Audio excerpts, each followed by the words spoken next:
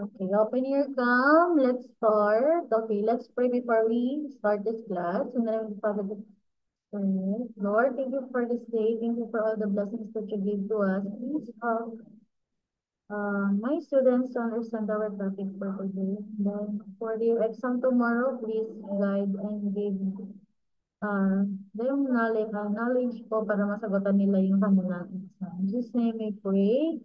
Amen. And so for today, we're going to study how to do slope intercept form.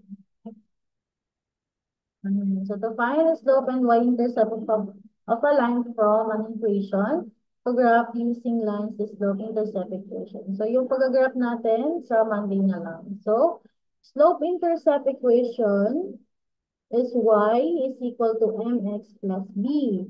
So m is the slope and then b is the y-intercept, okay? Ayan, so y, yung m dyan ay slope and then yung b ay y-intercept. So that's the form of slope-intercept. Ayan, tandaan nyo yung form ng slope-intercept ha, y is equal to mx plus b. And then, to find the slope, m, yung m natin, huwag kalimutan siya ay slope. And y-intercept ang equation, write the equation in the y-intercept form. So, ano nga yung y-intercept form? Y is equal to mx plus b. Okay, yun yung form na ating gagayahin. Next, solve for y.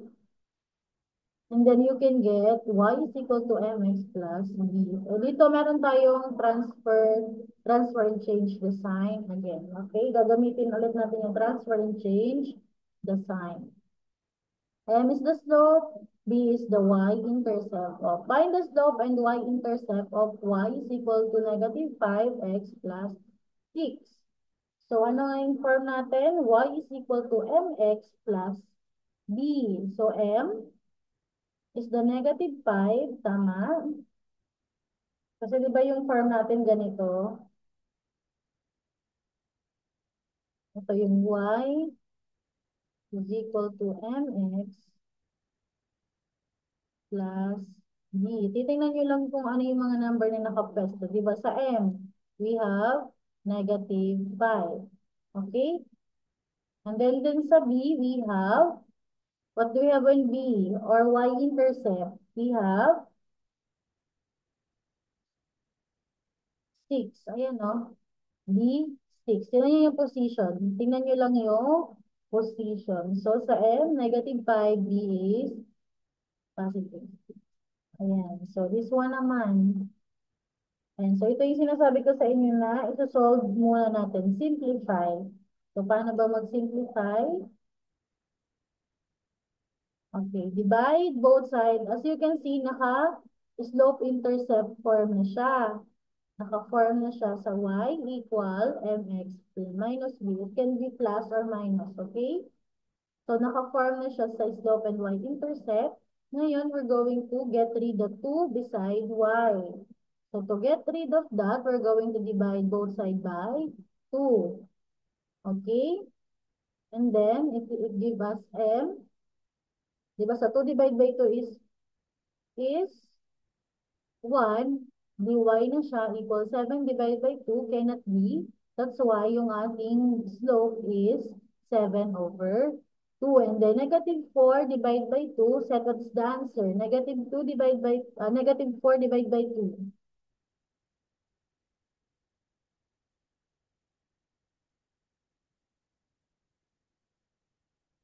What's the answer? Set.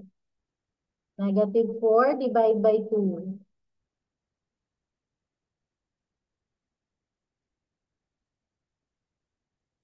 Positive 2.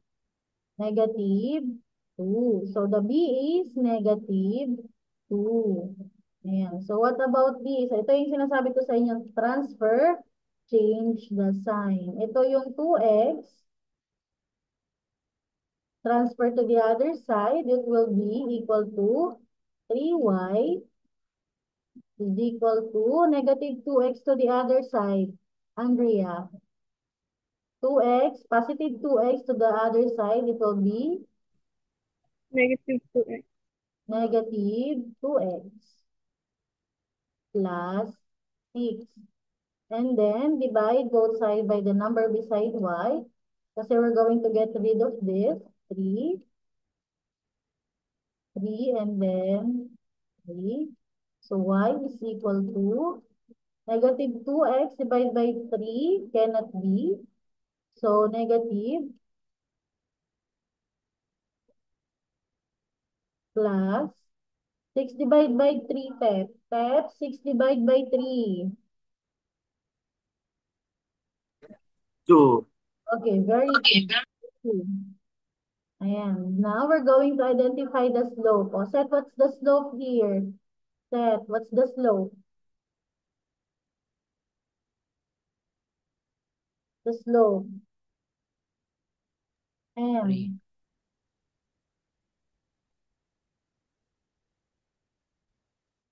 Ito, negative 2 over 3. Yung M natin. Ito yung M natin, no? Yung first one. This is the M.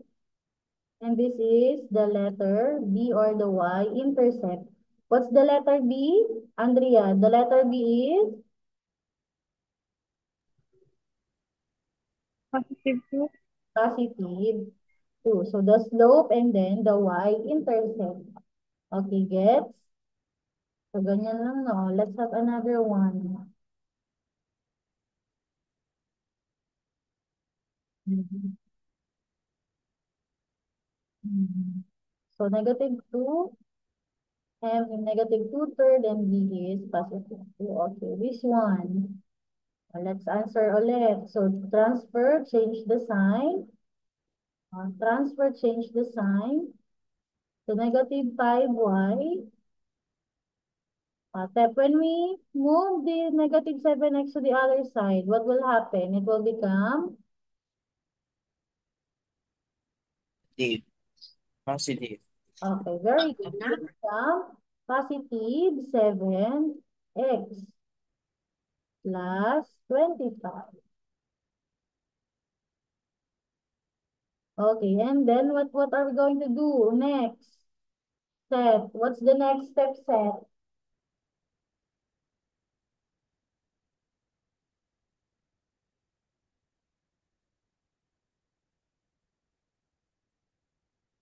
Divide both side by,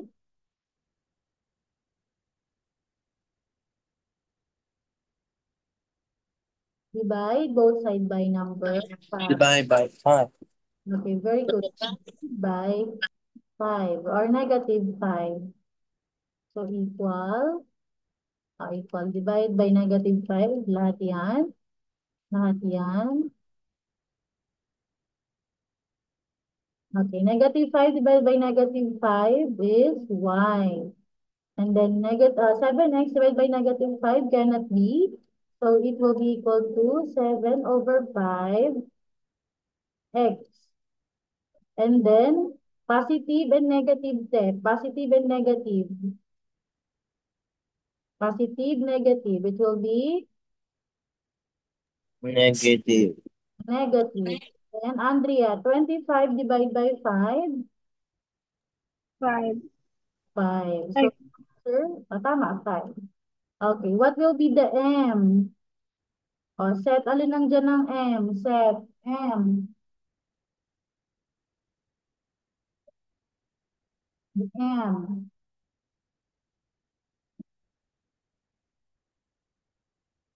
The M. Where's the M? The slope. The slope is,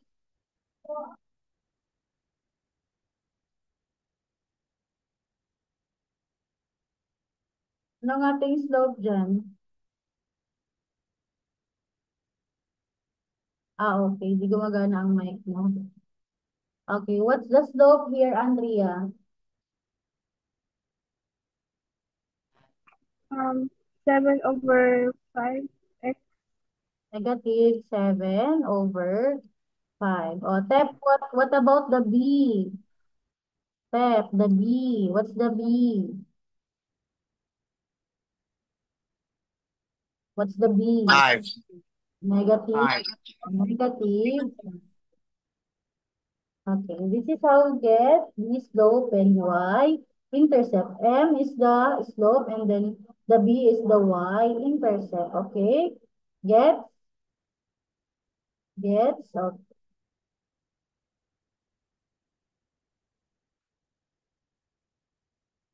Ayan o, same lang yan ah.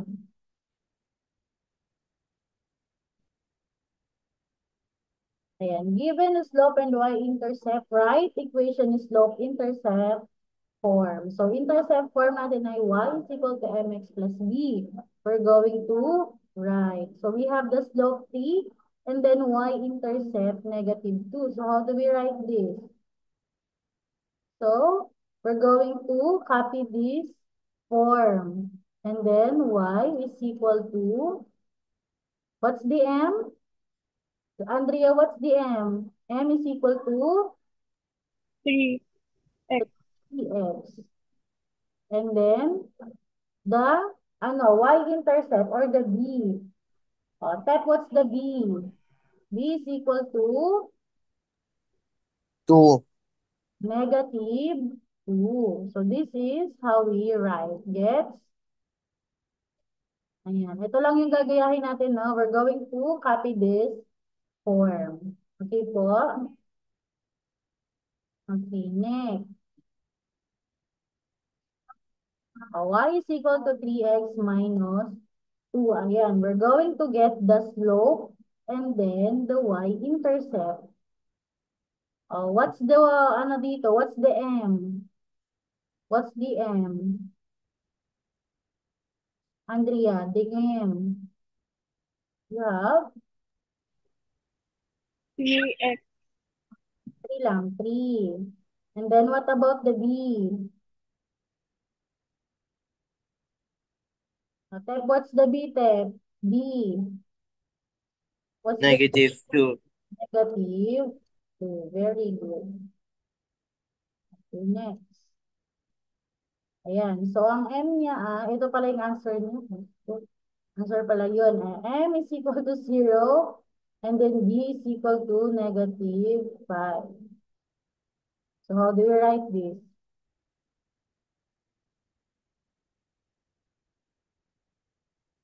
Sa I, and then, identified pala to.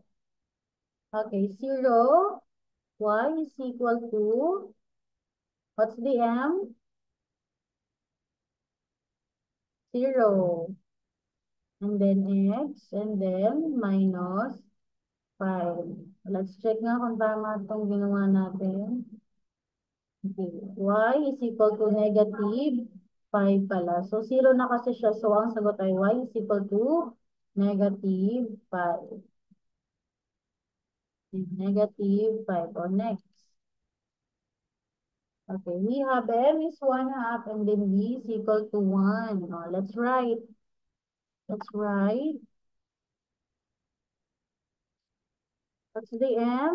M is equal to, you said it to me, Andrea. How do you write this?